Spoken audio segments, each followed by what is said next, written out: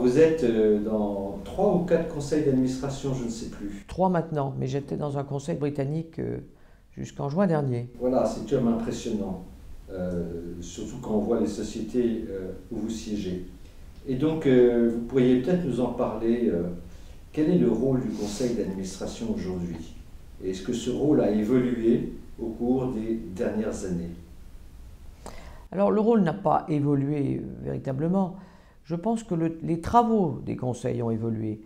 Et je pense que les travaux sont d'abord beaucoup plus denses qu'ils ne pouvaient l'être dans le temps. Je pense aussi que les conseils sont beaucoup plus dans une position de challenge du management, alors qu'il faut bien admettre que quand tout allait bien, les conseils pouvaient être une chambre d'enregistrement. Je crois que ce n'est plus vrai du tout et qu'on est vraiment maintenant dans un équilibre entre challenge et soutien. Parce que les phases les phases de croissance de l'entreprise, les phases de crise de l'environnement, de l'entreprise, les aléas, je dirais, liés aux équipes dirigeantes, etc., font que le rôle du conseil doit être dual en permanence et doit s'équilibrer entre soutien à l'équipe de management et challenge. Et challenge, vous voulez dire une surveillance, une mise en... Surveillance, mais vraiment questionnement en permanence sur toutes les décisions, enfin, ou toutes les orientations qui sont prises, à la fois pour la stratégie, mais également pour la mise en œuvre. Et il faut qu'il y ait un questionnement permanent, il faut avoir un questionnement sur l'organisation. Est-ce que c'est la meilleure? Est-ce qu'elle est bien adaptée? Est-ce qu'elle doit évoluer? Comment? À quel rythme? Tout ceci doit faire l'objet d'un débat. Et c'est comme ça qu'on peut apporter de la valeur à l'équipe dirigeante. Et c'est comme ça qu'on peut exercer le rôle de représentation des actionnaires. Et alors, est-ce que ces conseils d'administration sont véritablement indépendants des équipes de direction aujourd'hui?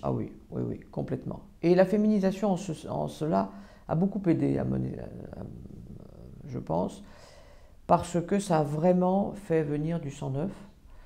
Il est vrai qu'il y a eu une époque où la participation à un conseil était assez consensuelle et on recrutait parmi ses pairs, voire ses amis, et donc la notion de challenge était peut-être moins présente qu'elle ne l'est aujourd'hui, alors que la féminisation a forcé à élargir le cercle, a forcé à casser les codes.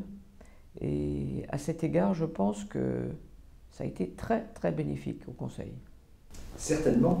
Mais alors, une question se pose, pourquoi y a-t-il tant de patrons enfin, souvent, quand on regarde un conseil d'administration d'une grande entreprise française, bon, on va trouver le patron d'une autre grande entreprise française et on se dit, ben, d'abord, comment est-ce qu'il a le temps? Ça me paraît tout de même extravagant, parce que quand on dirige une multinationale, avoir le temps en plus d'assiéger au conseil d'une autre société, et qu'est-ce que ça signifie? Qu'est-ce que ça a comme sens? Mais alors là, je trouve que ça apporte beaucoup et qu'il est essentiel d'avoir dans un conseil un père du patron, quelqu'un qui a été confronté, qui est confronté au quotidien à des problématiques de même envergure, parce que c'est un regard très spécifique, c'est une expérience très spéciale, et il faut ça pour équilibrer. On peut prendre quelqu'un qui a été un grand patron. Oui, on peut, mais il y a d'ailleurs des patrons retraités qui siègent dans les conseils, et ils apportent leur expérience très efficacement. Mais je pense que c'est bien aussi pour le patron en exercice de regarder autre chose, de voir comment ça se passe ailleurs et d'être confronté à une autre problématique, à un autre environnement, d'être confronté aussi à un fonctionnement peut-être un peu différent de conseil.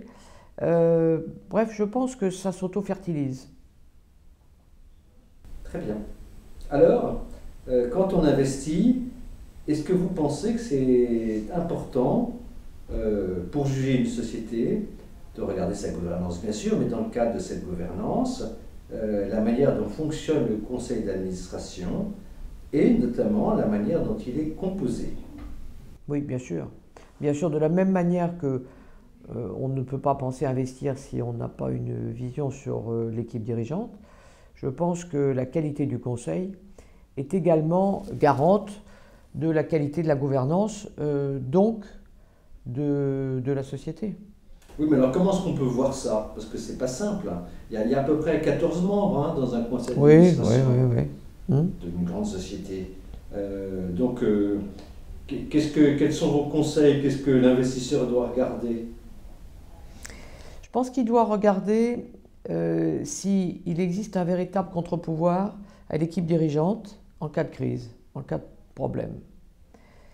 Ce qui est plus difficile à voir, c'est le degré d'entente d'un conseil. Et on est en train de le vivre chez EssilorLuxottica, par exemple. Bon. Or, le conseil doit aboutir à des décisions cruciales, essentielles, parce que sa première tâche, c'est d'abord et avant tout de nommer les dirigeants. Et donc, c'est plus difficile à voir, sauf en cas de crise, comme dans l'exemple que je viens de montrer, qui est une crise de gouvernance, mais c'est assez fréquent après une fusion, après un rapprochement.